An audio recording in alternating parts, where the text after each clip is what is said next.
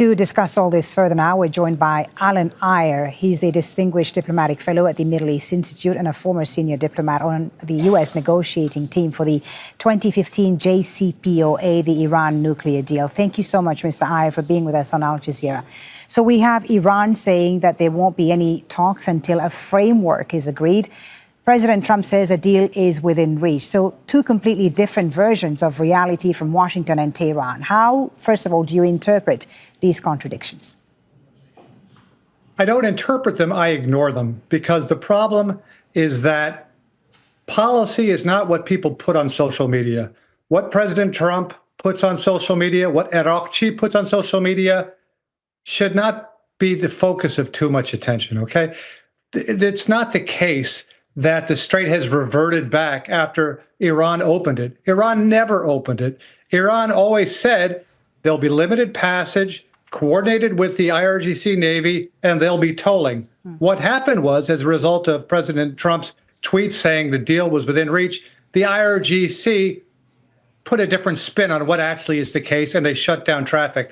But the reality is there has been no appreciable change in the ability of ships to transit the Strait. Iran is still going to maintain a chokehold on that until they get what they want. Yeah. And in terms of how close we are to a deal, not close at all. There is no low-hanging fruit. Still substantial differences between the two sides. On the differences, and I want to get your expertise on the nuclear issue more specifically, because you were, of course, part of the negotiating team in the JCPOA deal. The U.S. today is demanding zero enrichment.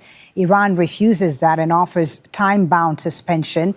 Trump has also said that they've agreed to hand over their enriched uranium.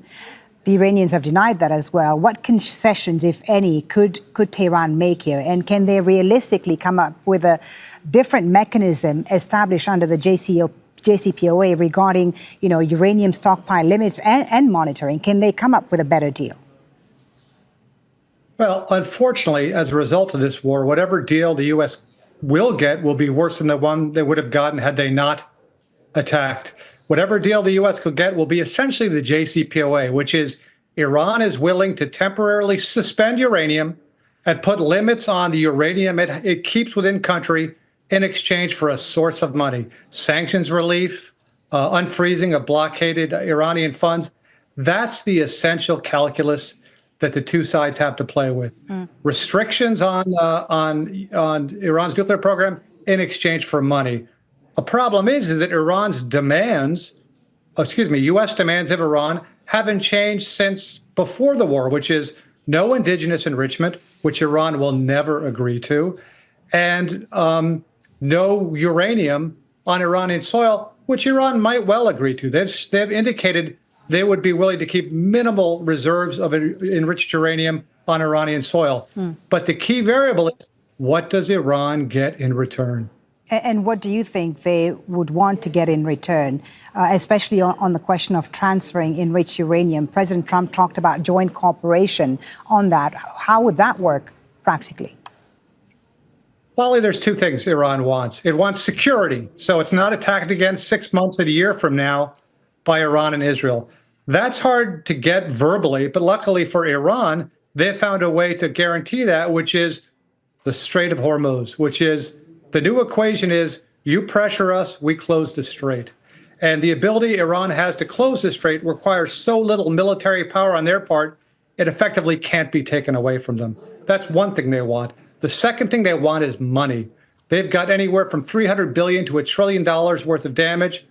Their economy was horrible even before the war, so they need money, whether that's reparations, which no one wants to pay them, unblocked Iranian funds, which isn't anywhere near enough to pay for that, or relaxing, if not eradication of sanctions, which is politically unpalatable for the Trump administration to give with elections coming up. Right. But that's what Iran is looking for.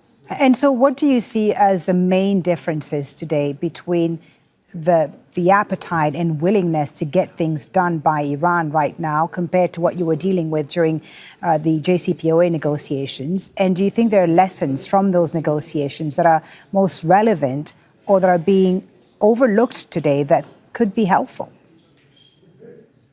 Well, unfortunately, we've blotted the copybook. I mean, you don't need a lot of trust between two sides to negotiate. but there has to be some. The fact that the U.S. twice attacked Iran during negotiations weakens the chance. Plus, there's a new leadership in Iran. We killed the existing Iranian leadership, and the ones that have taken their place are more hardline, more radical, more militaristic. It's the IRGC, the Islamic Revolutionary Guard Corps. So this is not the Obama era where both sides were willing to negotiate. Iran was looking for sanctions relief, and the U.S. was looking to put a cap and put the Iranian nuclear program in a box. Right now, Trump is looking to eradicate the nuclear program, which Iran is unwilling to do. And Iran is looking for cash guarantees or cash, more money that the U.S. is unwilling to give. So it's much, much harder now than it was back then. To say nothing of the fact that the Strait of Hormuz is a new ticking time bomb. Indeed. Alan Eyre, thank you so much for your insight. Thank you for sharing your expertise with us. Alan Eyre is a senior diplomat and who was part of the negotiating team for the 2015 Iran nuclear deal. Thank you very much.